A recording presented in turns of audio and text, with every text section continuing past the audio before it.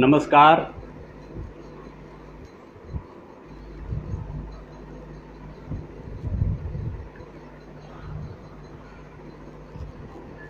मैं मुरारी शरण शुक्ल इस देश का एक सामान्य सहज नागरिक हूं।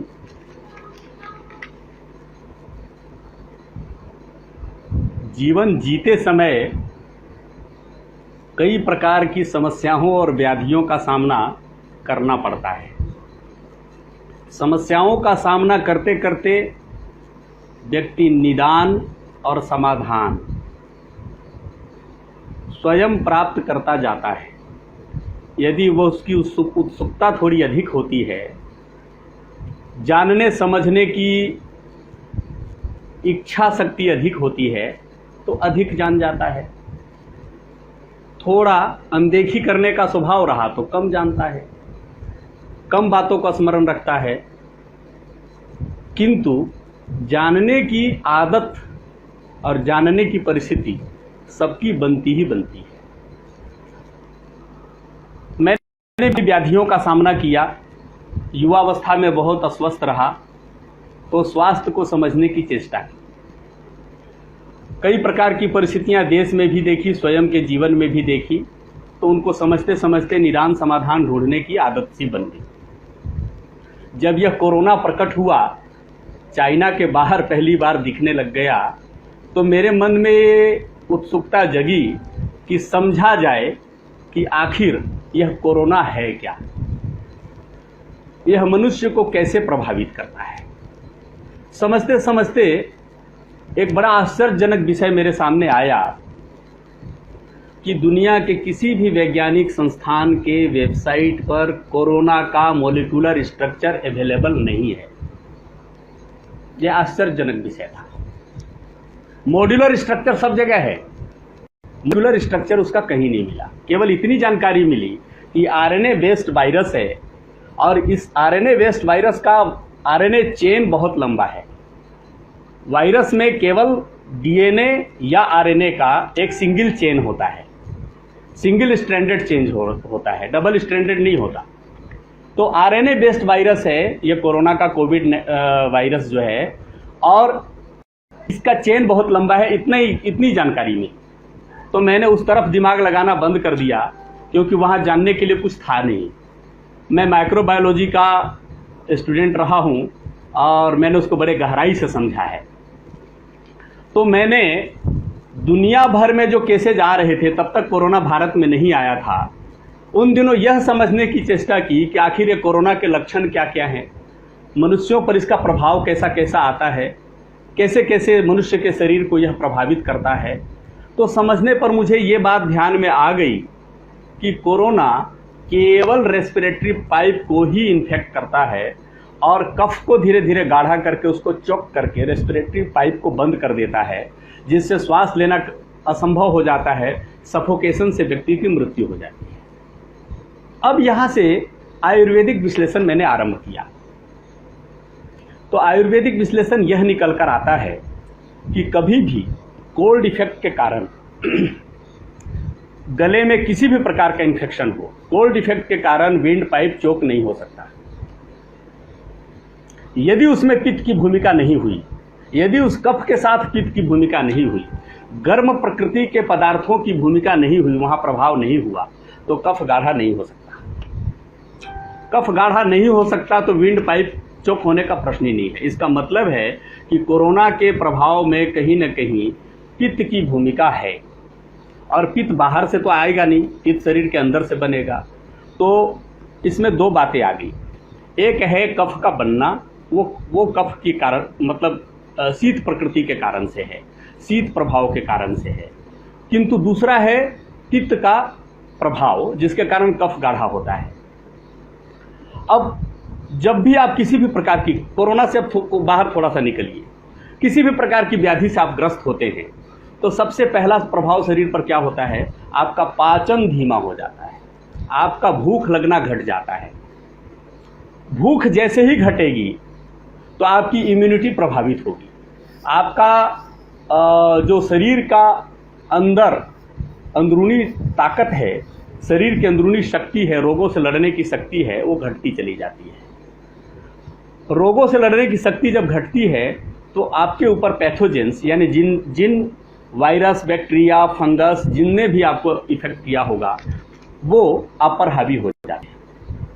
तो मेरा निवेदन ये है कि जब भी आपके स्वयं के शरीर में कोविड के लक्षण प्रकट होते हैं, आपके परिवार के सदस्यों के शरीर में कोविड के लक्षण प्रकट होते हैं, या आपके जानने वाले किसी के शरीर में कोविड के लक्षण प्रकट होते हैं, तो जहां कोविड की चिकित्सा, उस पर भी मैं बात करूंगा, कोविड की चिकित्सा का प्रयत्न करें, कोविड को ठीक करने का प्रयास करें, तो साथ साथ आप उनके रोग प्रतिरोधक क्षमता को बढ़ाने का और पाचन को ठीक करने का, जिससे भूख जागृत रहे। यदि भूख जागृत रख गए आप, भूख जागृत रह गया, तो आप सुरक्षित हैं। कोविड से संक्रमित कोई भी आपका प्रियजन, आपका निकटवर्ती व्यक्ति सुरक्षित है। भूख पर प्रभाव प्रतिकूल नहीं पड़ा, पाचन पर प्रतिकूल प्रभाव नहीं पड़ा, और पेट साफ ठीक से होता रहा, शरीर भोजन मांगता रहा, तो आप निश्चित मानिए आप किसी भी बीमारी से मृत्यु को प्राप्त नहीं होंगे। ये रोग का बेसिक फॉर्मूला है। हमारे आयुर्वेद के ऋषियों ने, आचार्यों ने आयुर्वेद का वर्णन इस प्रकार से किया है कि आगामी 1000 वर्षों तक भी, 2000, 3000 वर्षों, 5000 वर्षों तक भी यदि दुनिया में कोई व्याधि उत्पन्न होगी तो उसका उपचार आयुर्वेद कर सकता है। आयुर्वेद की दृष्टि में कोई भी रोग असाध्य नहीं है, कोई भी ऐसी बीमारी नहीं है जो ठीक ना हो सके। धन्वंतरी ने 100 प्रकार की मृत्यु गिनाया है, उसमें एक मृत्यु को उन्होंने काल मृत्यु कहा है, और काल मृत्यु असाध्य है, उसका कोई उपचार नहीं है। किंतु 99 प्रकार की अकाल मृत्यु है, जो कहीं न कहीं हमारे व्याधिग्रस्त होने के कारण से, कहीं न कहीं हमारी गलतियों के कारण से, हमारी अनदेखी के कारण से, हमारी लापरवाहियों के कारण से हम मृत्यु के निकट जाते हैं, दुर्घटनाओं के कारण से मृत्यु के निकट जाते हैं, किसी भयंकर रोग से ग्रस्त हो जाने के कारण से हम मृत्यु के निकट जाते हैं, वो अकाल मृत्यु है। और धन्वंतरी ने उद्घोष किया है इस भारत भूमि पर कि अकाल मृत्यु को टाला जा सकता है, अकाल मृत्यु का उपचार है, अकाल मृत्यु से बचाया जा सकता है। और कोरोना से होने वाली मृत्यु भी काल मृत्यु नहीं है, अकाल मृत्यु है, और इसलिए इससे बचाव किया जा सकता है। यह धन्वंतरी कह गए हैं, तो समुद्र मंथन से उत्पन्न हुए 24 रत्नों में एक रत्न धन्वंतरी थे, उनका कहा हुआ वचन वृथा नहीं जाएगा। और इसलिए आयुर्वेद की उस ख्याति पर मेरा दृढ़ विश्वास है, और मैं आपको उस विश्वास के साथ यह विश्वास दिलाना चाहता हूँ कि आप कोरोना से ठीक हो सकते हैं, कोरोना से स्वयं का बचाव कर सकते हैं, अपने निकटवर्ती लोगों का बचाव कर सकते हैं, यदि आप मेरे सुझाव मानकर अपने निकटवर्ती लोगों के, अपने प्रियजनों के, अपने परिवारजनों के, अपने जानने पहचानने वाले दोस्तों, मित्रों, कुटुंब के लोगों के धन्वंतरी बन पाए, तो शायद मेरा यह प्रयास सफल हो जाएगा। मैं जिस इच्छा से इस लाइव फेसबुक लाइव में बातें कह रहा हूं, वो शायद पूर्ण हो जाएगा। और एक बात और आपको बताऊं, इस शरीर की रक्षा, इस जीवन की रक्षा, इस शरीर में स्थित इस प्राण की रक्षा, यह दुनिया का सबसे बड़ा धर्म है। क्योंकि इस शरीर के माध्यम से ही सभी धर्मों का पालन होता है, सभी प्रकार के धर्मों का निर्वाह होता है। यह शरीर ही माध्यम है। शास्त्रों ने कहा है, शरीर माध्यम खलु धर्म साधन। यह शरीर ही धर्म की साधना का पहला साधन है। और इसी बात को, धर्म चूंकि सुख देता है, धर्म चूंकि आनंद देता है, धर्म परमानंद देता है, धर्म कैवल्य और मोक्ष देता है, इसीलिए हमारे लोगों ने सामान्य सहज गांव की भाषा में कहा है, पहला सुख निरोगी काया। तो इसलिए कोरोना हम छुटकारा पा सकते हैं, इससे भी हम मुक्त हो सकते हैं। अब मैं मूल बातों पर आता हूं। हमारे यहाँ जितने ग्रंथ ऋषियों ने लिखे हैं आयुर्वेद पर, धन्वंतरी, चरक, सुश्रुत और बागभट्ट, क्योंकि बाघभट्ट उनके सबसे अच्छे और सबसे प्रखर अनुयायी माने जाते हैं इन तीनों के, तो इसलिए उनका भी नाम मैं सम्मिलित करता हूँ। और बाद के भी आचार्यों ने जो आयुर्वेद पर विलक्षण ग्रंथों की रचना की है, उन सब ने एक बात कहा है, उनके ग्रंथों में मंगलाचरण के बाद, आयुर्वेद के सामान्य परिचय के बाद दूसरा, तीसरा, चौथा अध्याय ही दिनचर्या अध्याय है।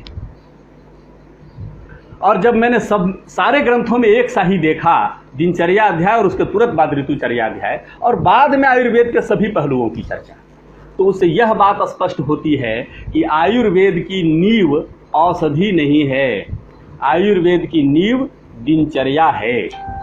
तो मैंने जो इसका जीवन में प्रयोग किया है, और आज मेरी आयु 47 वर्ष हो गई, तो 10 साल तो मुझे होश नहीं रहा होगा, 37 वर्ष, 35 वर्ष या 30 वर्ष से कुछ समझ रही होगी, तो तब से जितना जीवन को समझना आरंभ किया है, मैं ये कह सकता हूँ कि दिनचर्या से बड़ी औषधि इस जगत में कोई नहीं है। यदि आपने अपनी इम्यूनिटी को बनाए रख लिया, तो आप हर प्रकार की बीमारी से बच जाएंगे, कोरोना से भी बच जाएंगे। अब यहाँ आपके मन में एक प्रश्न उठ सकता है कि कोरोना से संक्रमित हो गया, उसका क्या करें? तो जो संक्रमित हो गया उसकी भी इम्यूनिटी बढ़ाई जा सकती है, उसकी भी भूख जगाई जा सकती है, उसके भी खाने की इच्छा बढ़ाई जा सकती है, उसका भी पेट ठीक से साफ किया जा सकता है। कोरोना से ग्रसित हो गया तो उसका उपचार है, और उपचार है तो उपचार का तरीका यही है कि पहले उसकी इम्यूनिटी पर फोकस करिए, उसके जो लक्षण आ रहे हैं, उस लक्षणों से जो बात समझ में आ रही है उनको फोकस करिए, और साथ साथ पाचन को फोकस करिए। तो इन सब बातों को समझते हुए मैं एक दो संकेत आपको पहले करता हूं, फिर कुछ निदान के प्राथमिक बातों पर आता हूं, आगे और भी बातें बताऊंगा। खाने के 3 तरीके हमारे आचार्यों ने बताए। कैसे? बोला, मित भूख कम खाइए, अपने स्वाद की चीज़ों के अनुसार भोजन मत करिए। स्वाद के अनुसार भोजन करने को भारत में मना किया गया है, वर्जित किया गया है। कैसे खाइए? तो कम खाइए, भोजन कम करिए। धन्वंतरी ने एक जगह कहा है कि जो बातें जितनी स्वादिष्ट है, जो पदार्थ जितना स्वादिष्ट है, उसका सेवन उतना ही कम करें। यानी स्वाद के अनुसार भोजन करने की बात नहीं कही गई है, शरीर की आवश्यकता के अनुसार भोजन करने की बात कही गई है। उसको कहा गया है हित भुक। आपका हित किस भोजन में है, किन पदार्थों के सेवन से आपका शरीर पोषित होता है, किन भोज्य पदार्थों के आहार से आपका शरीर पोषित होगा, सुदृढ़ होगा, मजबूत होगा, आयुष्य को प्राप्त होगा। और जो शास्त्रों ने कहा है जीवेम सरदह शतम, 100 वर्ष जीने की कल्पना कही है हमारे शास्त्रों ने, उस शास्त्रों के आदेश को आप पूरा कर पाएंगे, ऐसा भोजन। तो इसको हित भूख कहा है, यानी अपने हित की चीजें खाना, कम खाना, मित भूख, हित भूख और ऋत भूख, यानी ऋतु के अनुसार खाना। गर्मी का दिन है तो गर्मी के अनुसार भोजन होना चाहिए, ठंडे का मौसम आ गया तो ठंडे के अनुसार भोजन करिए, और बरसात के दिन आ गए तो बरसात के अनुसार भोजन करिए। भारत में 6 ऋतुएं होती है जो दुनिया के अन्य देशों में उपलब्ध नहीं है, तो 6 ऋतुओं के हिसाब से भोजन करने की बात कही गई है, इसलिए यहाँ ऋतु शब्द का प्रयोग आया है, ऋतु। अब वो 6 ऋतुएं 24 घंटे के अंदर भी बारी बारी से आती हैं। ये आपको आश्चर्यजनक बात बता रहा हूं। जो संध्या काल है, संध्या काल और दिन की दोपहरी, इन दोनों की गर्मी में थोड़ा सा अंतर होता है। दिन की दोपहरी अधिक गर्म होती है, लेकिन उस गर्मी का सर्वाधिक प्रभाव संध्या काल में होता है। और सुबह का जो समय है, भोर, यानी जिस समय ब्रह्म मुहूर्त समाप्त होकर सूर्योदय की ओर हम बढ़ रहे हैं, वो पूरे 24 घंटे का सबसे ठंडा समय होता है।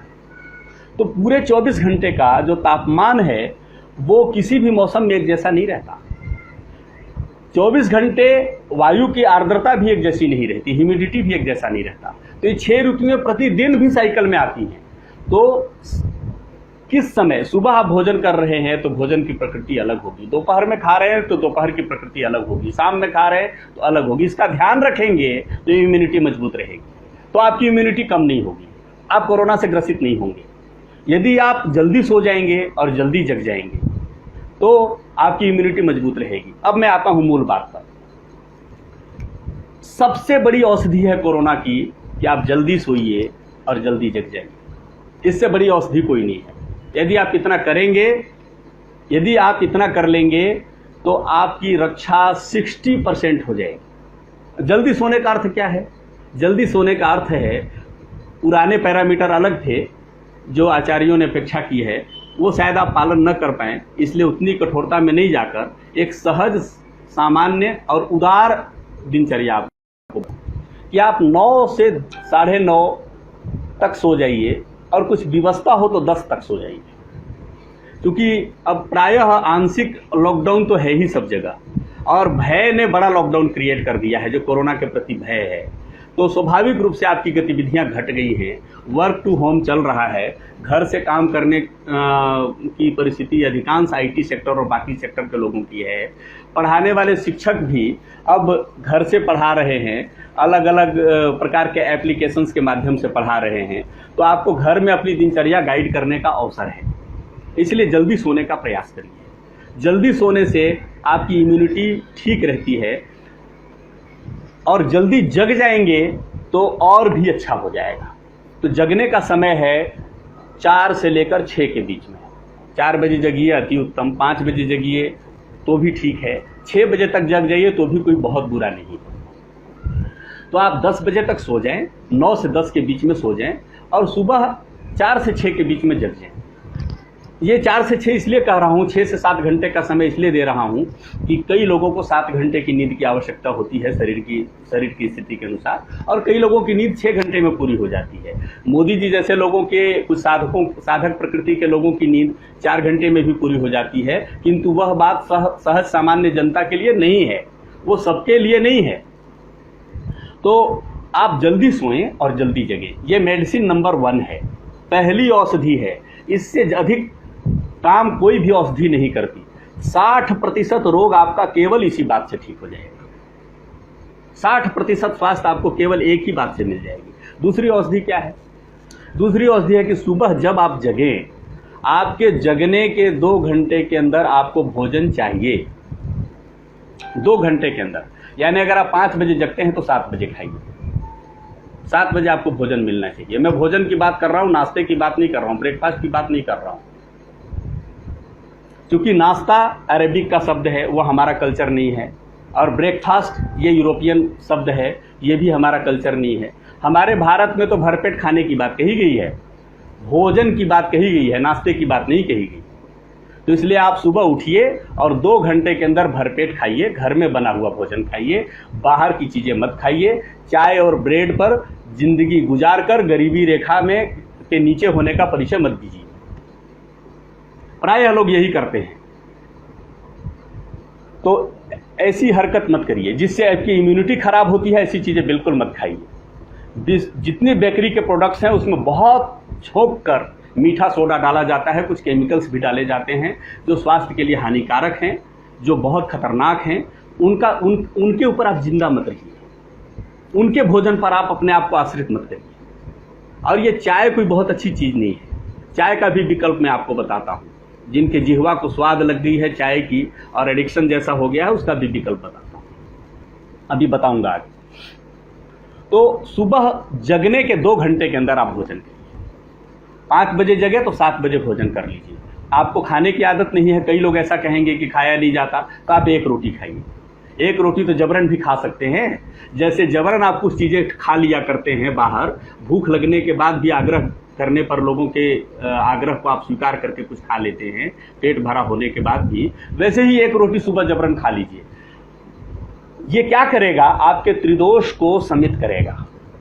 आयुर्वेद के बारे में ये भ्रांत धारणा बनी हुई है समाज में कि आयुर्वेद केवल 3 पैरामीटर्स पर चलता है, कफ पित्त वायु। ऐसा नहीं है, आयुर्वेद के अनेक पैरामीटर्स हैं। आयुर्वेद कफ पित्त वायु के अतिरिक्त ये तो त्रिदोष हैं, ये तो शरीर की 3 प्रकृतियां हैं, ये प्रकृति है। आयुर्वेद में सप्त धातु की भी चर्चा है। सप्त धातुओं का पोषण होगा तो शरीर स्वस्थ रहेगा। आयुर्वेद में सप्त रस की भी चर्चा है, 7 प्रकार के रस हैं शरीर में, उन 7 रसों का पोषण होगा तो शरीर ठीक रहेगा। और लगभग 10 प्रकार के मल की चर्चा है। ये मल भी सम होने चाहिए, सब मल क्रिया भी ठीक होनी चाहिए। मल क्रिया का अर्थ है एक्सक्रीटरी सिस्टम के से बाहर निकलने वाली चीजें। तो ये मल भी आपका ठीक होना चाहिए। यदि पैखाना बंद हो जाए किसी का 7 दिन 8 दिन 9 दिन, तो किडनी फेल हो जाता है, किडनी एकदम से क्रैश कर जाता है। तो केवल त्रिदोष पर टिके रहेंगे तो बात नहीं बनेगी। आयुर्वेद केवल त्रिदोषों पर नहीं चलता, उसके आगे भी चलता है।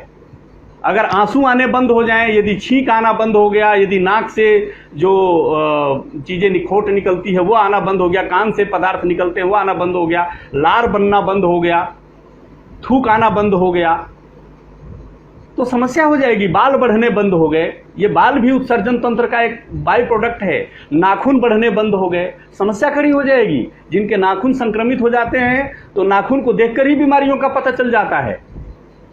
तो शरीर से पसीना निकलना बंद हो गया, पसीने में लवण की मात्रा बढ़ गई, पसीने में तेल की मात्रा बढ़ गई, समस्या हो जाती है। तो कुल मिलाकर हमारे शरीर से जो मल निकलते हैं, विभिन्न प्रकार के मल निकलते हैं, त्वचा भी एक मल का स्वरूप है। वो बार बार जो त्वचा छूटती रहती है, निकलती रहती है, तो वो त्वचा अपने मल का त्याग करती है। तो ये सब प्रकार के मलों का भी विचार आयुर्वेद में किया गया है। तो ये सब बातों का संतुलन हो जाएगा यदि आप सुबह जगने के 2 घंटे के अंदर भोजन कर लेते हैं।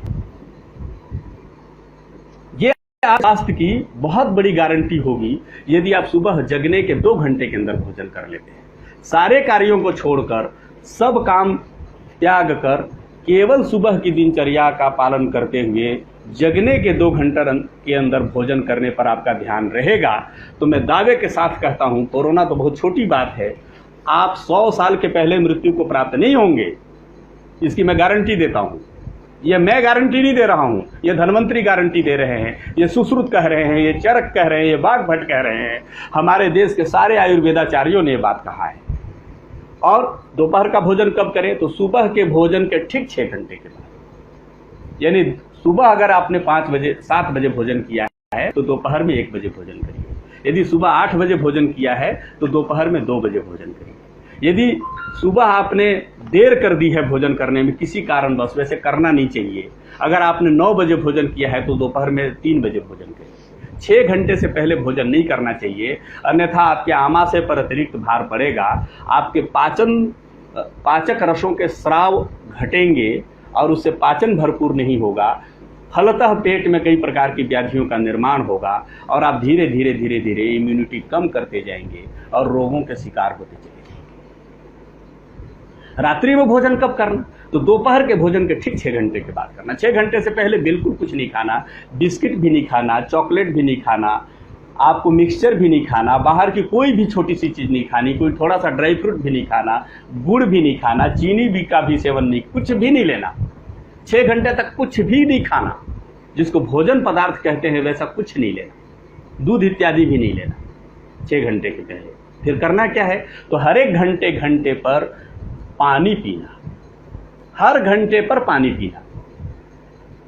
क्योंकि आप पर्याप्त जल अगर शरीर को नहीं देंगे, इस शरीर में 85% 85% वाटर है, 85% जल है। यदि आप जल का सेवन भरपूर नहीं करेंगे तो अंदर के सारे रसों का संतुलन बिगड़ जाएगा और आप व्याधिग्रस्त हो जाएंगे, आप बीमार हो जाएंगे, आपकी इम्यूनिटी घट जाएगी। ये सामान्य बातें कोरोना के लिए भी आवश्यक है, इसलिए बता रहा हूं ये बातें, क्योंकि इन सब को समझे बिना, इन सब बातों को अपनाए बिना आप अपने आप को स्वस्थ नहीं कर पाएंगे, अपने किसी भी निकटवर्ती व्यक्ति को आप स्वस्थ नहीं कर पाएंगे। तो मैंने 3 बातें आपको बताई। पहली बात कि रात में जल्दी सोना, सुबह जल्दी जगना। दूसरी बात कि सुबह जगने के 2 घंटे के अंदर भोजन करना, घर का बना हुआ भोजन करना, बाहर का कोई भी पदार्थ नहीं खाना, पैक्ड फूड पर गुजारा करके स्वयं को गरीब सिद्ध नहीं करना, क्योंकि भारत अन्नपूर्णा का देश है, भारत लक्ष्मी का देश है, भारत दरिद्रों, भूखे, भिखमंगों का देश नहीं है। हमारा धन लूट कर ले गए तो भी, आज भी लूट रहे हैं लोग तो भी, हम लक्ष्मी विहीन नहीं हैं। हमें हमारे भाग्य पर छोड़ दिया जाए तो हम पूरी दुनिया को खिलाने की सामर्थ्य रखते हैं, अपने लोगों की तो बात ही छोड़ो। इसलिए मैं कहता हूं कि बिस्किट पर जीवन मत चलाइए, आप भरपेट खाइए, सुबह उठते ही खाइए, जगने के 2 घंटे के अंदर भोजन करिए। ये पहली बात। दूसरी बात होगी। तीसरी बात कि हर एक घंटे पर भोजन करिए, किंतु भोजन के समय हर एक घंटे पर पानी पीजिए। क्षमा चाहता हूं, हर एक घंटे पर पानी पीजिए, किंतु भोजन के समय पानी न पिए। भोजन के समय पानी बिल्कुल न पिए। भोजन से आधे घंटे पहले पानी पिए और भोजन से 1 घंटे बाद पानी का सेवन करें। और पानी धीरे धीरे पिए, आराम आराम से पिए, एकदम तेजी से न पिए, क्योंकि तेजी से पानी पीने पर आमाशय की दीवारों को चोट लगती है, फूड पाइप को चोट लगती है। उससे फूड पाइप, आपके भोजन की नली और आमाशय, ये दोनों क्षतिग्रस्त होते हैं, जिसकी भरपाई आप बहुत लंबे समय में भी नहीं कर पाएंगे, क्योंकि शरीर के अंदर के अंगों के रिपेयरिंग की गति धीमी है, बहुत तेज गति से रिपेयरिंग नहीं होती है। तो शरीर के गति के हिसाब से ही भोजन की भी स्पीड होनी चाहिए, उसी स्पीड के हिसाब से पानी पीने की भी स्पीड होनी चाहिए। न पानी तेज गति से पीना चाहिए, न भोजन तेज गति से करना चाहिए। भोजन भी आराम आराम से धीमे धीमे चबा चबा कर करना चाहिए। आप 10-15 मिनट समय लगने दीजिए। लोग आलोचना करते हैं, करने दीजिए। लोगों की आलोचना महत्वपूर्ण नहीं है, आपका जीवन महत्वपूर्ण है। इस जीवन को महत्व दीजिए। लोगों की अनुचित आलोचनाओं पर कुछ विचलित होने की आवश्यकता नहीं है। तो मैंने 3 बातें बताई आपको। दिन में कम से कम सामान्य आदमी को 17-18 गिलास पानी पीना चाहिए। 1 गिलास कैसा, जिसमें 300 ml पानी आता हो। 300 ml पानी का नॉर्मल जो गिलास बिकता है बाजार में, जो घरों में हम खरीद कर लाते हैं सामान्यतः, वो 300 की क्षमता का होता है, 300 मिलीलीटर की क्षमता का होता है। तो आपको दिन भर में लगभग 18 गिलास पानी पीना चाहिए। लगभग 5.5 से 6 लीटर पानी पीना चाहिए आपको। ये आपको आदत। तो 3 बातें मैंने बता दी। इन 3 बातों का जो ध्यान रखेगा वो कोरोना से ग्रस्त नहीं होगा। इसकी गारंटी हमारे सारे आयुर्वेद के ऋषि और आचार्य देते हैं, और उनके ही भरोसे पर मैं भी आपको ये बात कह रहा हूँ। उनकी ही कही हुई बातों को मैं आपके सामने यथावत रख रहा हूँ, यथावत रख रहा हूँ। जैसा उन्होंने कहा है वैसे ही कह रहा हूँ। अब इसके बाद चौथी बात है, क्या न खाएं। क्योंकि कोरोना में गले का इन्फेक्शन होता है, गले में ही ज़्यादा प्रभाव है। उसी प्रभाव के कारण बुखार भी आता है। उसी प्रभाव के कारण कुछ लोगों को अब आजकल जो कोरोना का नया लक्षण दिख रहा है, उसमें कुछ लोगों को डिसेंट्री हो रही है, पतला पैखाना लग जाता है, कुछ लोगों को और भी लक्षण आ रहे हैं। तो इसका मतलब ये है कि आपको पहला काम जो करना है वो शरीर की प्रकृति की जांच करनी है। ये बहुत महत्वपूर्ण बात बता रहा हूँ। अब इसके आगे की बातों के लिए मैं आग्रह करूँगा कि आप सब लोग कागज़ कलम अपने हाथ में ले लें और कुछ चीज़ें नोट कर लें और चीज़ों को बहुत ध्यान से समझकर अपनाएं। बहुत गंभीर बात बता रहा हूँ। पहले रोगी को कहें, जिसको भी कोरोना हुआ है, कि वो अपने नाक पर हाथ रखे, इस प्रकार से दोनों नाकों के बीच में, और जोर से श्वास छोड़े मुंह बंद करके, ऐसा। तो जिधर से श्वास आ रहा है उधर ऐसे हाथ करेंगे तो आपको पता चल जाएगा कि बाएं तरफ से श्वास चल रहा है कि दाएं तरफ से श्वास चल रहा है। अब इससे क्या पता चलेगा वो बताता हूँ। यदि दाएं तरफ से श्वास चल रहा है, इसका अर्थ है कि कफ का प्रभाव कम है, पित्त का प्रभाव अधिक है।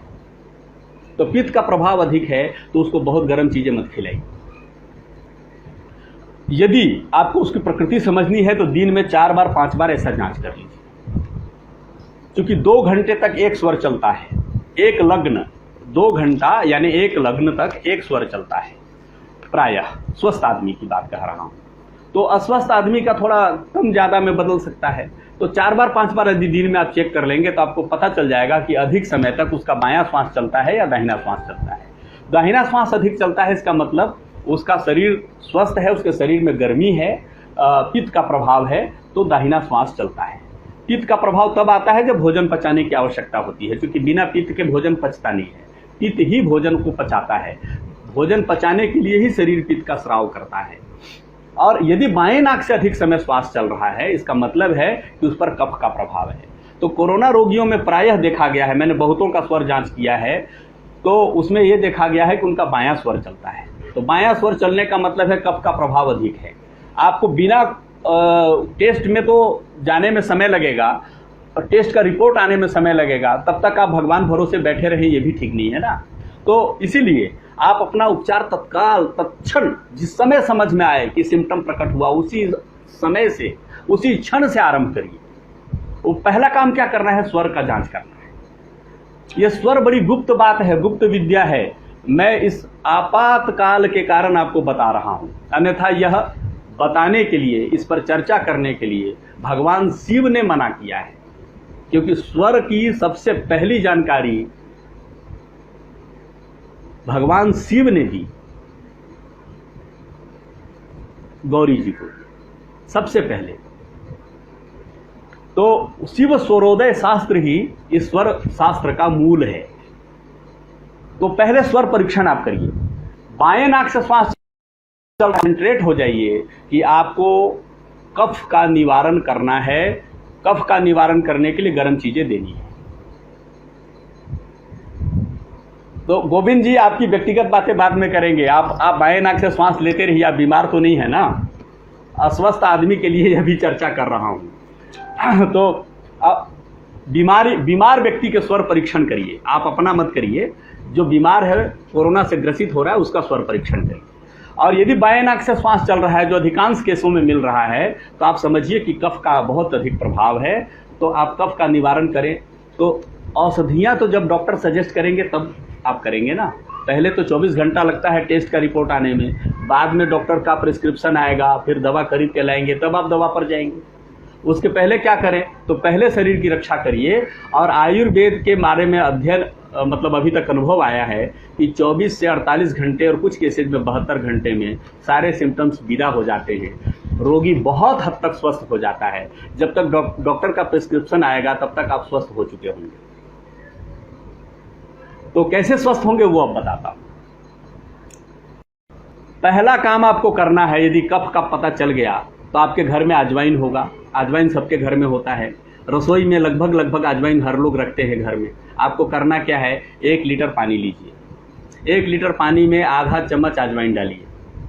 1 लीटर पानी, फिर से लिखिए। मैंने आपको आग्रह किया कि आप कलम कॉपी लेकर लिखें। तो 1 लीटर पानी में आधा चम्मच अजवाइन डालें। उसको चूल्हे पर धीमे धीमे आंच में उबलने दीजिए। बहुत धीमे आंच में उबलने दीजिए। उबलते उबलते जब पानी स्वर्णिम पीलापन धारण कर ले, गोल्डन येलो हो जाए, पीला हो जाए पानी, पीलापन थोड़ा सा गाढ़ा हो जाए, हल्का गाढ़ा हो जाए, गोल्डन कलर का वो दिखने लग जाता है, तो हल्कापन जब तक रहेगा तब तक आप उबालते रहे। जब बढ़िया से उबल जाए, आपको लगा कि अजवाइन का सत्व घुल गया इस जल में, तब आप उसको छान कर और किसी थर्मस में रख लें। उसको ग्लास में ढालकर थोड़ा सा सादा पानी मिलाकर पीने लायक बनाकर और पीते जाएं। हर आधे घंटे में 1 गिलास, पौना गिलास आप पीते जाएं। आपके कफ की समस्या यदि प्रारंभिक अवस्था में है तो केवल अजवाइन से ठीक हो जाएगी। केवल अजवाइन से ही आपको बहुत लाभ मिल जाएगा, बहुत राहत मिल जाएगा। और दिन भर में इस प्रकार से कम सामान्य जल मिश्रित अजवाइन का सत्व वाला जल 17 से 18 गिलास आप पीजिए। ये बहुत बड़ी चिकित्सा है, बहुत बड़ी चिकित्सा है। मुझे अधिकांश केसों में इससे लाभ होता दिखा है। दूसरी बात, आप घर में अदरक लाते हैं, उसको सुखा कर रख दीजिए, वो सौंठ हो गया। अदरक को सुखा दिया, वो सौंठ हो गया। लाल मिर्च और काले मिर्च का फर्क आपको समझ में आया होगा, हरे मिर्च और लाल मिर्च का। वैसे ही आपको अदरक और सौंठ का अंतर समझा रहा हूं। अदरक को सुखा दीजिए, वो सौंठ हो जाता है। तो सौंठ को कूट लीजिए, कूट कर उसको चलनी में छान दीजिए, तो महीन पाउडर हो गया। उस पाउडर का 1 चम्मच आप जल के साथ ले लीजिए। यदि श्वास की समस्या थोड़ी ज़्यादा बढ़ गई है, मतलब थोड़ा ज़्यादा ही गला इन्फेक्टेड हो गया है, तो उसमें थोड़ा सा 1 चम्मच हरड़ मिला लीजिए। हरड़ का चूर्ण मिला लीजिए। छोटी हरड़ जिसको जुंगी हरड़ भी कहते हैं, तो छोटी हरड़ का चूर्ण भी उसमें 1 चम्मच मिला लीजिए। 1 चम्मच सौंठ, 1 चम्मच हरड़ चूर्ण मिला लीजिए और दोनों को मिला करके, बढ़िया से मिला करके, और उन दोनों के मिले हुए पाउडर में से 1 चम्मच लीजिए और गर्म जल के साथ आप सेवन करें। खाने से 1 घंटा पहले, भोजन से 1 घंटा पहले, और तीनों समय लें, सुबह दोपहर शाम तीनों समय लें। तो अब सोंठ की विशेषता बताता हूँ। सोंठ गर्म पदार्थ है, सोंठ गर्मी करता है, लेकिन सोंठ पित्त शामक है। धन्वंतरि ने कहा है कि जिस वैद्य को निघंटु का ज्ञान नहीं है वह वैद्य मूर्ख है। ये धन्वंतरि के वाक्य हैं, ये मैं नहीं कह रहा हूँ, इसलिए किसी को ये मेरी बात आपत्तिजनक नहीं लगनी चाहिए। समुद्र मंथन से निकले हुए धन्वंतरि ऋषि ने ये बात कहा है। तो फिर से रिपीट करता हूँ कि सोंठ पित्त शामक है, पित्त भी समन करता है, और गर्म हो प्रकृति का होने से वो कफ का भी समन करता है। तो सोंठ दोनों प्रकार की व्याधियों से बचा देगा। यदि पित्त का प्रभाव होगा उसका भी समन कर देगा, और कफ का प्रभाव होगा उसका भी समन कर देगा। यानी कोरोना का होलसम ट्रीटमेंट, होलसम पैकेज वाला ट्रीटमेंट सोंठ है। ऐसा ही प्रभाव पिपली का भी है। पिपली भी पित्त शामक है, किंतु पिपली बहुत गर्म है। अप्रैल मई जून के महीने में आपको पिपली लेने का सलाह मैं नहीं दूंगा। पिपली सेवन करने की सलाह मैं नहीं दूंगा। आपको दालचीनी सेवन करने की सलाह मैं नहीं दूंगा। सामान्य स्थिति में मैं आपको मुलेठी सेवन करने की सलाह नहीं दूंगा। मैं आपको इस गर्मी के, इतनी भयंकर गर्मी के मौसम में आपको जावित्री और केसर सेवन करने की सलाह नहीं दूंगा, क्योंकि मौसम के अनुकूल औषधियां भी होनी चाहिए। यदि बहुत ज़्यादा जकड़न हो गई तब आप दालचीनी तक जा सकते हैं, दालचीनी सेवन कर सकते हैं, क्योंकि दालचीनी पिपली और केसर और जावित्री की तुलना में कम गर्म है। आप दालचीनी तक जा सकते हैं। मुलेठी तुरंत गाढ़ा करता है, इसलिए मुलेठी का सीधा कच्चा सेवन करने की बात नहीं करूंगा, उसका सेवन करने की पद्धति में आगे बताने वाला हूँ। मुलेठी और दालचीनी तक आप जा सकते हैं यदि सीवियर इन्फेक्शन है तब। यदि अधिक इन्फेक्शन है, गले की हालत बहुत अधिक खराब हो गई है तब। लेकिन अगर यदि एकदम कफ सूखा हुआ है, कफ एकदम गला सूखा हुआ है, ड्राइड है, तो आप बिल्कुल भी मुलेठी, दालचीनी, पिपली, जावित्री, केसर की ओर मत जाइए। इनका सेवन बिल्कुल ना करें, क्योंकि ये बहुत गर्म है। अभी ऋतु भी गर्म है, तो गर्म ऋतु में गर्म प्रकार के पदार्थों का सेवन सावधानी पूर्वक करना चाहिए। आप चूंकि वैद्य नहीं हैं, आप इस बिल्कुल एक पदार्थ के प्रकृति को जानते नहीं है, तो उसमें मत जाइए। आलोक जी, अर्चना जी ने अभी अदरक की बात पूछा था। मैं अदरक की चर्चा नहीं कर रहा हूँ। अदरक के सेवन की उपयोगिता होती तो मैं आपको बताता, इसलिए अदरक की बात नहीं कर रहा हूँ। मैं सोंठ की बात कर रहा हूँ। सोंठ अधिक उपयोगी है। तो अब मैं आता हूँ सोंठ और हरड़, दो बातें हैं। ये दोनों निरापद हैं, ये आपको हानि नहीं करेंगे। गर्मी का मौसम होने के बाद भी हानि नहीं करेंगे। जिनको थोड़ी सी कड़वी स्वाद नहीं पचती है, खाने की आदत नहीं है, ऐसे भी लोग तो हैं जिनको मीठी बातें सुनना बहुत अधिक, मीठे पदार्थ खाना पसंद है, और डायबिटीज से ग्रसित होने के बाद भी मीठी चीज़ें खाते हैं कई लोग, ऐसे भी देखा है मैंने। तो उनके लिए कड़वी चीज़ों का सेवन करना बहुत कठिन होता है। तो ऐसे में थोड़ा सा उसमें खांड मिला लें आप। खांड यानी गुड़ का जो पाउडर होता है, जिसको खांड कहते हैं, जिसको शक्कर भी कहते हैं। शक्कर और खांड अलग अलग भी कहते हैं, कई जगह समझते हैं ऐसा लोग। तो आपकी जैसी भी समझ है, यानी गुड़ के कोई भी जो व्युत्पन्न प्रकार हैं उनको आप चूर्ण रूप में आप उसमें मिला लीजिए थोड़ा सा स्वाद के अनुसार, जिससे उनकी कड़वाहट दब जाए, तो आप ले सकते हैं। कच्चा गुड़ ठंडा होता है, ध्यान में रखिएगा। इस अलग से अकेले नहीं लेना है। कोरोना के किसी भी रोगी को गुड़ का सेवन अलग से नहीं करना है, क्योंकि गुड़ ठंडा होता है। गुड़ कच्चा जो है ठंडा होता है, जब वो पक जाता है तो गर्म हो जाता है। किसी भी चीज़ में पानी में उबल जाए, किसी भोज्य पदार्थ में डालकर मिला लें तो वो गर्म हो जाता है। जैसे गुड़ से बनी हुई खीर गर्म असर करती है, किंतु कच्चा गुड़ खाएंगे तो वो शरीर की गर्मी निकालती है, पित्त का शमन करती है। और जो पकाया हुआ गुड़ है वो कफ का शमन करती है, ये ध्यान में रखिएगा। तो ये चीज़ न जानने के कारण से कई बार हम स्वयं के लिए समस्या खड़ा कर लेते हैं। तो अर्चना जी रिपीट मत कराइए प्लीज़, क्योंकि बहुत सारे लोग सुन रहे हैं, सबके हित की बात करनी चाहिए। मैं आपको अलग से कभी बता दूंगा ये बातें। आपके पास तो मेरा फ़ोन नंबर भी है, आपसे अलग से हम बात कर लेंगे। क्योंकि व्यक्तिगत जिज्ञासाओं को सामूहिक प्रसंगों में नहीं लाना चाहिए, उससे सब समूह पर अन्याय हो जाता है। ऐसा मुझे भी नहीं करना चाहिए, आपको भी नहीं करना चाहिए। तो अब मैं आता हूँ कि पहला चीज़ मैंने बताया अजवाइन की पानी। अजवाइन का सत्व उसमें घुलता है जो आपको बहुत लाभ करेगा। दिन भर सेवन करिए, आपको बहुत हद तक रक्षा हो जाएगी उससे।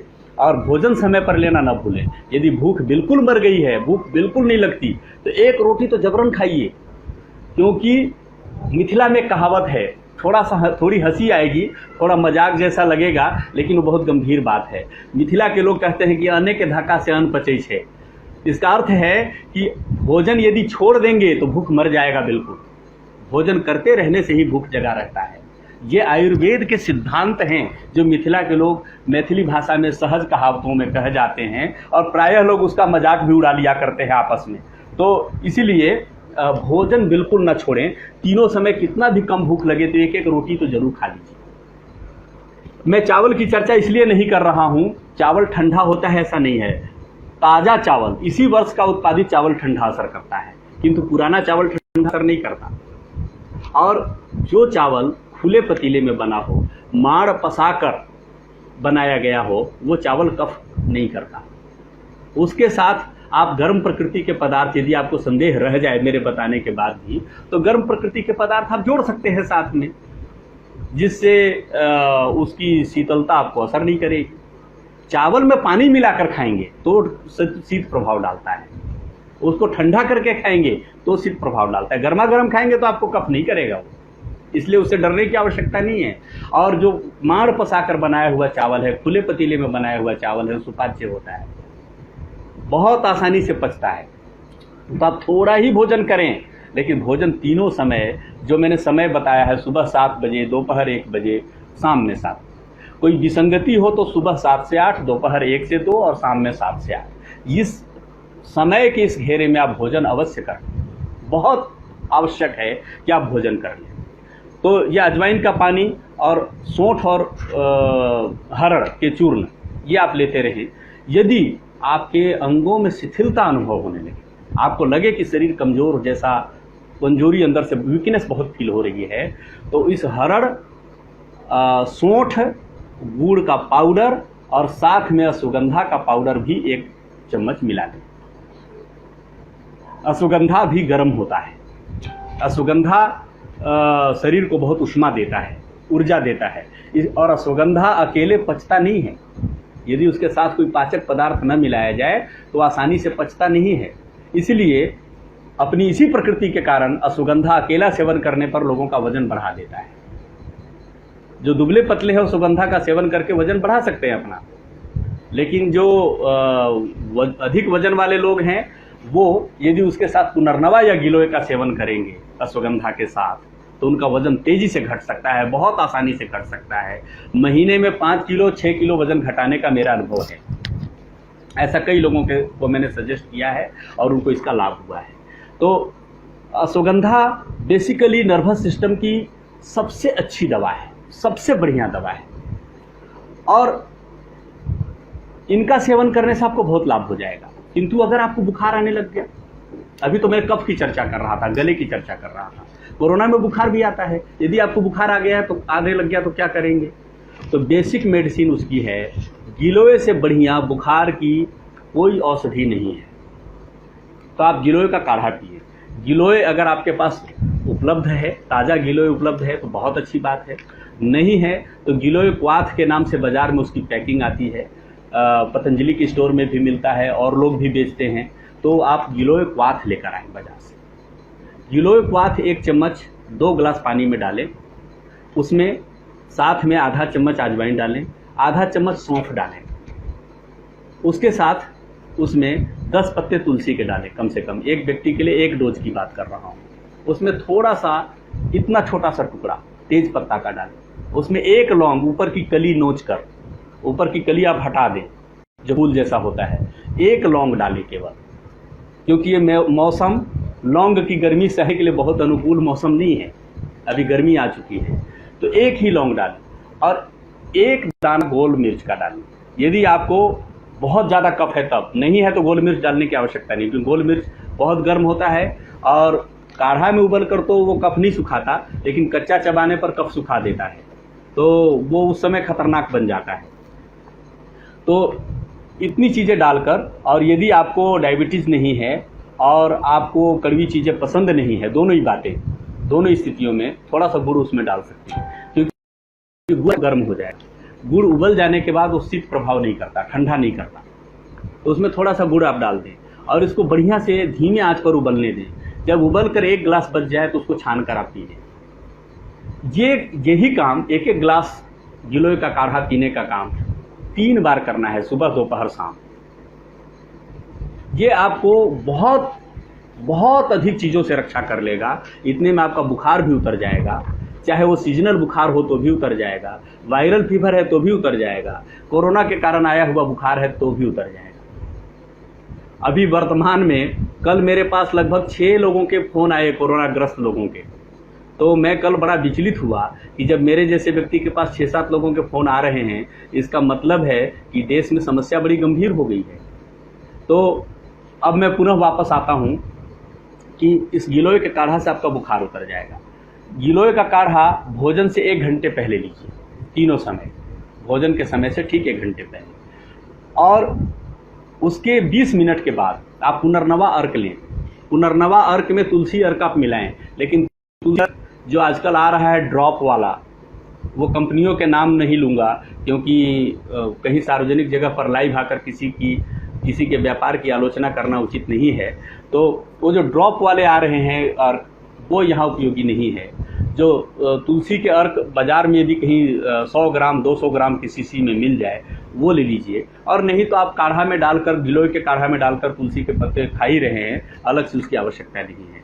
तो पुनर्नवा अर्क 4 चम्मच अर्क और 4 चम्मच दवा, 4 चम्मच पानी उसमें मिलाकर सुबह, दोपहर, शाम 3 बार आप लें। पुनर्नवा अर्क कई कंपनियों का मिल जाएगा। आप आलोचनाओं में न जाएं तो आसाराम जी का पुनर्नवा बाजार का सर्वश्रेष्ठ पुनर्नवा अर्क है। आसाराम जी के आश्रम में जो पुनर्नवा अर्क मिलता है, उससे बढ़िया क्वालिटी का बाजार में कहीं नहीं मिला। और मैंने जितने रोगियों को ठीक किया है, उनमें लगभग 90% केसेज में, 95% केसेज में आसाराम जी के पुनर्नवा अर्क की बड़ी भूमिका रही है। बहुत उपयोगी औषधि है जो उनके आश्रम में मिलता है।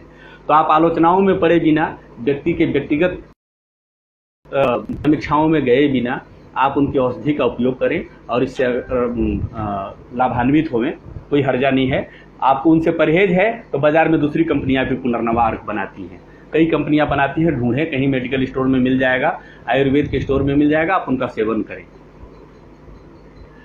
अब पवन जी, सौंठ और हरड़ 1-1 चम्मच मिलाना है, 1-1 चम्मच मिलाना है।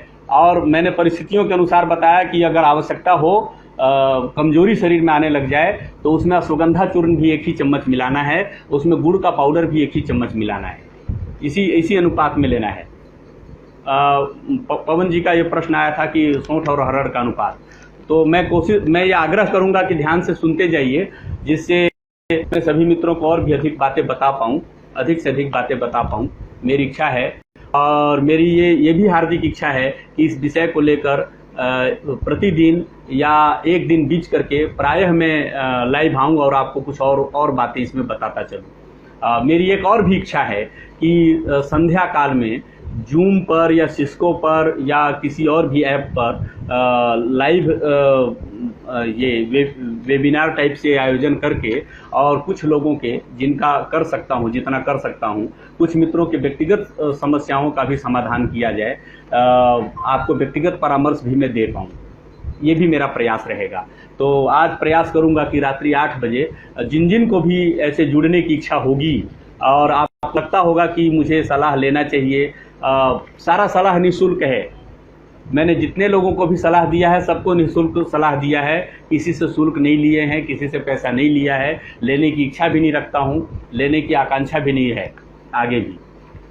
तो आप परामर्श ले सकते हैं। जो ऐसा कर सकते हैं, अपना नाम और अपना राज्य, जिला लिखकर, जिला और राज्य लिखकर मुझे मेरे व्हाट्सएप नंबर पर भेजें। मैं आपको व्हाट्सएप नंबर 2 बार रिपीट करता हूं, तो उन सबको मैं व्हाट्सएप पर लिंक भेज दूंगा, जिससे आप मुझसे उस वेबिनार में जुड़ करके व्यक्तिगत सलाह ले सकते हैं सामुदायिक सलाह भी लिया जा सकता है।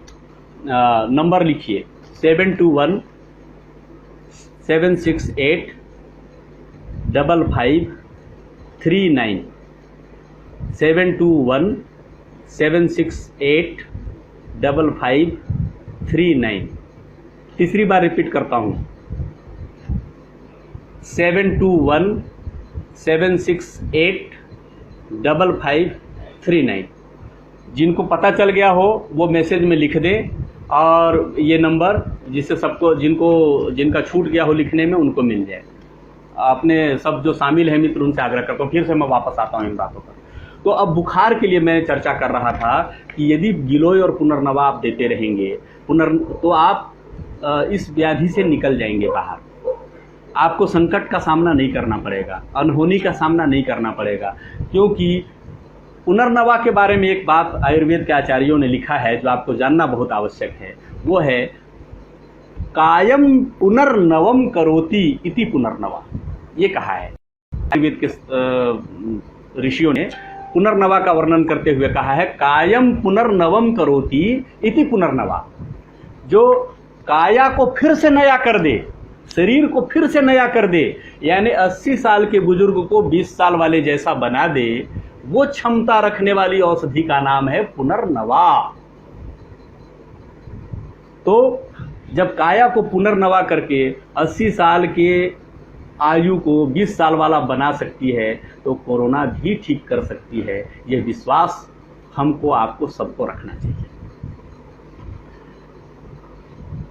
और गिलोय की बात कर रहा हूं, अमृत आंवला को कहते हैं कि तो आंवला ठंडा होता है, आंवला शीत प्रकृति का होता है, आंवला ठंडक देता है, किंतु संस्कृत में अमृत नाम केवल गिलोय को दिया गया। गिलोय का संस्कृत में नाम है अमृता, इसको अमृता कहते हैं। अमृता इसलिए कहते हैं कि गिलोय को बिना भी मिले तो जीवित रह जाता है, वायु की नमी सोख कर जीवित रह जाता है। आप किसी भी पेड़ पर इसको टांग देंगे तो पेड़ को डिस्टर्ब किए बिना, पेड़ से कुछ भी सोखे बिना, ये वायु से हवा सोख कर, आर्द्रता सोख कर जी लेता है, किसी भी परिस्थिति में जी लेता है। ये सामान्यतः मरता नहीं है, इसीलिए इसका नाम अमृता है।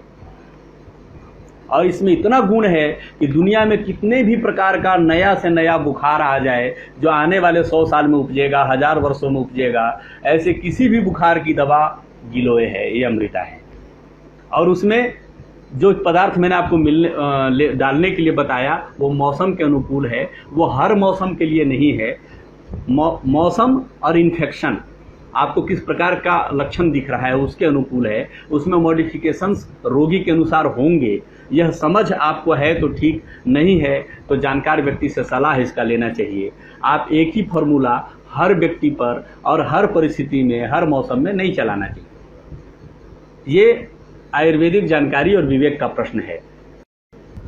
मैं सुझाव दे रहा हूं, मैं आपको एक रिजिड लाइन नहीं बता रहा हूं, उसको ध्यान में रख करके आप उस पर आगे बढ़ेंगे तो रहेगा। अब यदि आप बहुत वीक हो गए हैं, बहुत कमजोर हो गए हैं और कोरोना के प्रति भय भी है आपके मन में, भय तो सबके मन में आ गया है, डर तो सब लोग रहे हैं, तो फिर ऐसी स्थिति में और क्या क्या करना चाहिए? तो 4 औषधियां मैं आपको बताता हूं, चारों का नाम अवश्य लिखिए, कागज कलम जरूर रखिए। मैं 2 बार 3 बार रिपीट करूंगा, चारों को जरूर लिख लीजिए, सबको लिखना चाहिए। कम से कम 4 औषधियां सब लोग खाएं। एक है पुनर्नवादी मंडूर, जो पतंजलि में भी मिलता है, वैद्यनाथ भी बनाता है, बहुत सारी कंपनियां बनाती हैं पुनर्नवादी मंडूर। पुनर्नवादी मंडूर ये 2-2 गोली 3 बार लेना है, खाने से आधे घंटे पहले लेना है। 2-2 गोली 3 बार, खाने से आधे घंटे पहले।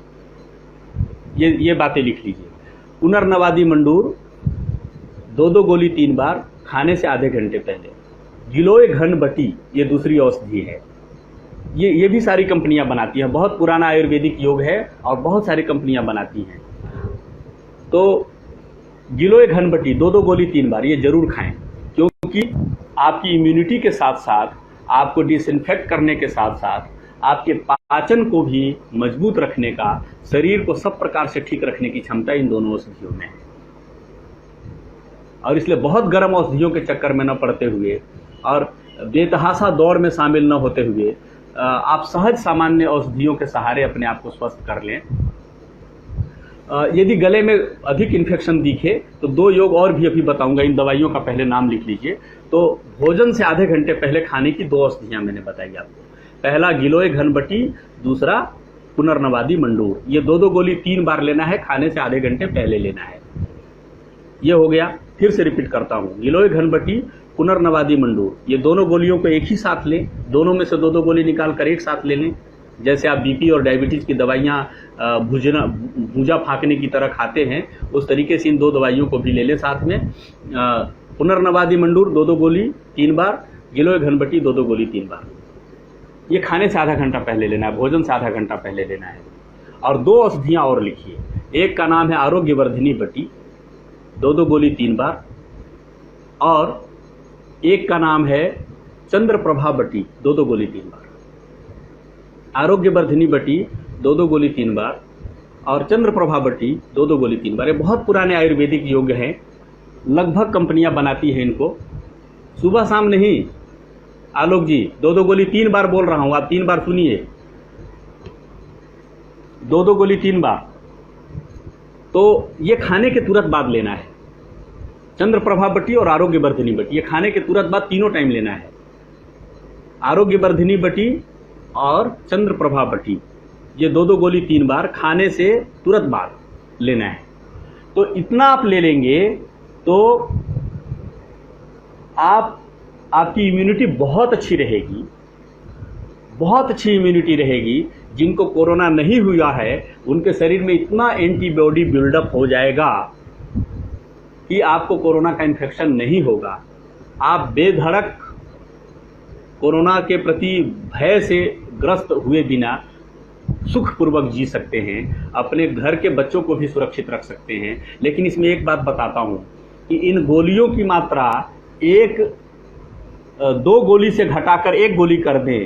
किसके लिए?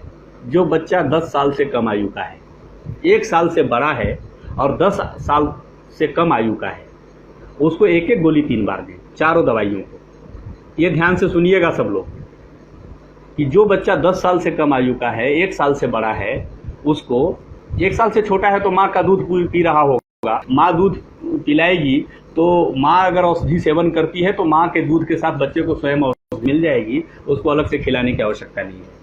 दूध पीने वाले बच्चे को अलग से औषधि देने की आवश्यकता नहीं है। उसकी माता यदि सेवन करती है तो उसके माँ के दूध के साथ स्वयं बच्चे को औषधि मिल जाएगी, उसको अलग से खाने की कोई ज़रूरत नहीं है। 1 साल से बड़ा बच्चा है तो आप उसको खिला सकते हैं, शहद में मिलाकर, पानी में मिलाकर, कैसे भी जैसा वो खा सके वैसा खिलाते हैं। तो बच्चों के लिए उसका आप अरिष्ट भी ले सकते हैं, जैसे पुनर्नवा अरिष्ट ले सकते हैं, आप अमृतारिष्ट ले सकते हैं। अमृतारिष्ट गिलोय से ही बनता है। अमृता नाम मैंने अभी आपको बताया थोड़ी देर पहले कि गिलोय को ही संस्कृत में अमृता कहते हैं। तो गिलोय से जो बनी हुई औषधि है, तो ये जो अरिष्ट है ये मीठे होते हैं। इनको बराबर मात्रा में 2 चम्मच दवा 2 चम्मच पानी मिलाकर पिला सकते हैं। 10 साल से छोटा बच्चा है तो 1 चम्मच दवा 1 चम्मच पानी मिलाकर आप पिला सकते हैं। इस तरीके से गिलोय और पुनर्नवारिष्ट और अमृतारिष्ट दोनों को एक ही साथ मिला के भी दे सकते हैं। अगर 10 साल से बड़े व्यक्ति को खाना है तो पुनर्नवारिष्ट और अमृतारिष्ट दोनों को 2 चम्मच दवा 2 चम्मच पानी मिलाकर एक ही गिलास में मिला लीजिए, एक ही कप में मिला लीजिए, और इस प्रकार से ये 1 डोज हो गया। ऐसा 3 बार आप सेवन करें। लेकिन अरिष्ट में चूंकि अल्कोहल होता है, फर्मेंट करके बनाया जाता है, तो इसलिए उसको भोजन के बाद ही लें, खाली पेट न लें।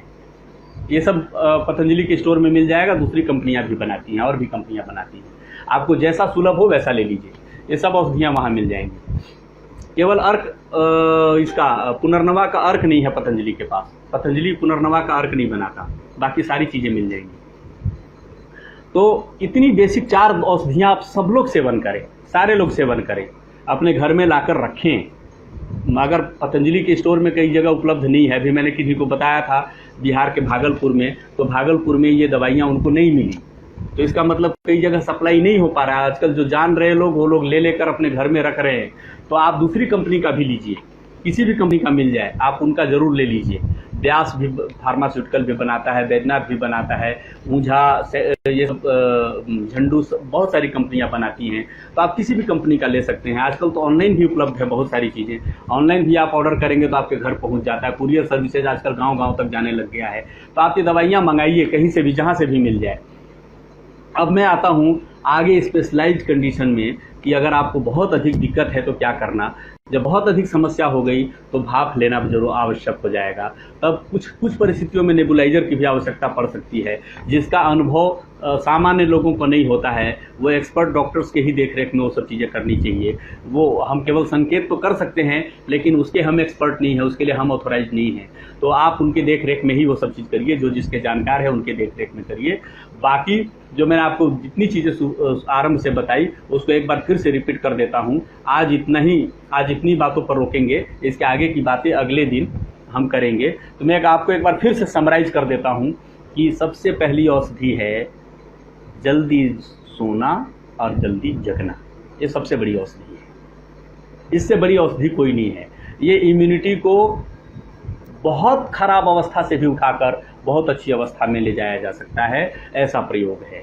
और दूसरी बात है कि सुबह जगने के 2 घंटे के अंदर भोजन करना, घर का बना हुआ भोजन करना और बिना अधिक तेल मसाले के भोजन करना, सामान्य भोजन करना। तो ऐसे बीमारी की अवस्था में बिना तेल मसाले के सहज सामान्य भोजन करना, तो 2 घंटे के अंदर भोजन करना, हर भोजन के बीच में 6 घंटे का अंतराल रखना। और 6 घंटे से बहुत अधिक अंतराल नहीं रखना, यानी 6.5, 7, 8 घंटे का अंतराल नहीं रखना। 6 घंटे के बाद खाना खा लेना। 6 घंटा फिक्स टाइमिंग है। वो इसलिए है कि आमाशय को अगला भोजन पचाने के लिए तैयार होने में लगभग 3 से 4 घंटा तो पहले भोजन को पचाने में लगता है, और 2 घंटे का उसको रेस्ट चाहिए। 3 घंटे में पचा लिया तो 3 घंटे का रेस्ट चाहिए, और 4 घंटे में पचा लिया तो उसको 2 घंटा कम से कम रेस्ट चाहिए, जिससे वो अगले भोजन को पचाने के लिए प्रिपेयर हो जाए। उसके बीच में पेट में कुछ भी नहीं डालना, ये ध्यान में रखना। तो 6 घंटे के अंतराल पर भोजन करना, हर 1 घंटे के अंतराल पर पर्याप्त जल लेना, प्रतिदिन लगभग 17-18 ग्लास 300 ml की क्षमता वाले ग्लास की बात कर रहा हूँ, लगातार 5 से 6 लीटर जल का सेवन प्रतिदिन करना। और अगर आप इन्फेक्टेड हो गए हैं तो अजवाइन के जल का सेवन करना, जो मैंने आपको बताया। यदि आपके गले में थोड़ी और समस्या है तो हरड़ और सौंठ का पाउडर, उसमें गुड़ और अश्वगंधा, आवश्यकता परिस्थिति जो मैंने बताई है उस अनुसार लेना। और यदि गले में और भी अधिक समस्या है तो छोटा सा टुकड़ा तेज पत्ता और 1 लौंग, उसको ऊपर का फूल नोच कर हटा दीजिए। ऊपर वाला फूल जो होता है केवल उसकी डंठल लीजिए, कली जो ऊपर होती है वो हटाकर। तो इतने को आप मुंह में रख लें, चूसें केवल, चबाएं नहीं। उसमें दांत नहीं लगाना है, उसको चबाना नहीं है, केवल उसको चूसना है। धीमे धीमे चूसते जाइए। 4-5 घंटे मुंह में रख गया, आपको ज़्यादा लग रहा है कि बहुत अधिक हो गया तो उसको निकाल कर रख दीजिए, फेंक दीजिए। कोई उसकी दिन 24 घंटे रखने की आवश्यकता नहीं है। तो घंटा 2 घंटा अगर आप उसको चूस लेते हैं, 2 बार 3 बार चूस लेते हैं, बहुत अधिक रिलीफ आपको मिल जाएगा। गला आपका पूरी तरह से डिसइंफेक्ट हो जाएगा। और यदि कोई समस्या और भी आती है, उससे भी ज़्यादा पेट की भी समस्या साथ में रहती है, तो अजवाइन और सौंफ ये बराबर मात्रा में सूखे तवे पर, गर्म तवे पर तल लीजिए, भून लीजिए। तो उसमें तेल वेल घी कुछ नहीं डालना, सूखे में ऐसे भून लीजिए। जब हल्का सा भून जाए, हल्का सा रोस्टिंग हो जाए दोनों की, तो बराबर मात्रा में मिलाकर उन दोनों को एक डब्बे में रख लीजिए। इसमें थोड़ा थोड़ा, जैसे आप गुटखा खाते हैं, तंबाकू खाते हैं थोड़ा थोड़ा, उस तरीके से मुख शुद्धि के रूप में इसको दिन में 6 बार, 7 बार, 8 बार, 10 बार लीजिए। तो आपका पेट बहुत साफ रहेगा, आपके गले का इन्फेक्शन भी चला जाएगा, आपकी इम्यूनिटी भी बढ़ेगी और भूख बड़ी अच्छी लगेगी। और इससे बुखार भी चला जाएगा, इससे शरीर में दर्द है वो भी चला जाएगा, शरीर में वीकनेस है वो भी चला जाएगा। गैस बहुत बनता है तो भी आपका गैस इससे शमित हो जाएगा। तो बहुत लाभ होगा इससे। ये छोटे छोटे प्रयोग हैं जो आप घरेलू चीज़ों से कर सकते हैं और इससे आपको बहुत लाभ मिलेगा। तो मैंने कुछ औषधियाँ जो लिखवाई उनको एक बार फिर से आपके रिमाइंडर के लिए, यदि लिखने में कहीं त्रुटि रह गई होगी तो उसमें सहायता के लिए आपको लिखवा देता हूँ कि पुनर्नवादी मंडूर, गिलोय घनबटी, 2-2 गोली 3 बार, खाने से आधा घंटा पहले प्रतिदिन आप लें। भोजन के तुरंत बाद आरोग्यवर्धिनी बटी और चंद्रप्रभा बटी, ये 2-2 गोली 3 बार प्रतिदिन ले। बच्चों के लिए मैंने कहा कि 1 से 10 साल वालों के लिए मात्रा 1-1 गोली की रखनी है। और पुनर्नवा रिस्ट और अमृता रिस्ट की भी बात मैंने उसी प्रकार से आपको बताई थी, तो ये ध्यान में रहे, जिनको जैसा उपलब्ध हो जाए। सुगंधा पाक भी आता है, लेकिन वो हर एक के लिए बहुत वीकनेस हो जाए, बहुत कफ का प्रभाव हो जाए, तब की बात है। सूंठी पाक भी बाजार में आता है, कहीं सोंठ तो सहज सुलभ है, सब जगह मिल जाता है, आपको शायद उसकी समस्या नहीं होगी। हमारे देश में उत्पादन भी इसका बहुत होता है। हम लोग तो इन चीज़ों की उपेक्षा करते हैं, जिस कारण से हम समस्याओं में घिरते जा रहे हैं, ग्रसित होते जा रहे हैं, उससे निकलने का हमें मार्ग नहीं मिल रहा है। आपके रसोई में इतने पदार्थ हैं कि बहुत सारी बीमारियां, लगभग सब की सब बीमारियां उसी से ठीक हो सकती हैं। आपको बाहर झांकने की आवश्यकता नहीं है, बाहर जाने की बहुत आवश्यकता नहीं है। आप अपने रसोई के अंदर उपलब्ध चीज़ों के आधार पर ही सारी चीज़ें ठीक कर सकते हैं। तो आशा करता हूं कि आपको बहुत कुछ पता चला होगा, और अब काफ़ी समय हो भी गया। मुझे लगता है कि एक दिन में बात की सीमा इतनी ही रखनी चाहिए। इसके आगे की बातें हम लोग कल करेंगे। कल फिर से मिलता हूं दोपहर में, इसी 2:55 में, 2:55 पर कल फिर मिलूँगा। तो सहज रहा तो आज 8 बजे मेरा नंबर मैं आपको फिर से रिपीट कर देता हूं। जिनको भी संध्या काल में कोई एक ऐप तय करेंगे, जिस ऐप पर हम लोग मिलेंगे, तो प्रयास करेंगे कि गूगल का ऐप हो या सिस्को हो या ऐसा कोई भी ऐप पर हम लोग मिलेंगे। मैं आपको व्हाट्सएप नंबर पर आप अपना नाम, अपना राज्य और अपना ज़िला ये लिखकर व्हाट्सएप पर मुझे मैसेज कर दीजिए। नंबर फिर से रिपीट करता हूँ 2 बार, 7217685539, मुरारी शरण शुक्ल, 7217685539, मुरारी शरण शुक्ल। तो आप इस पर भेजेंगे तो मैं आपको एक एप्लीकेशन का कोई भी एक लिंक दूंगा, जिस पर हम लोग शाम में जुड़ सकते हैं, आप व्यक्तिगत सलाह ले सकते हैं। तो अभी एक प्रयास करते हैं कि 2-4-5 दिन हम लोग लगातार मिलें। जो भी प्रश्न होगा शाम के मीटिंग में हम लोग करेंगे।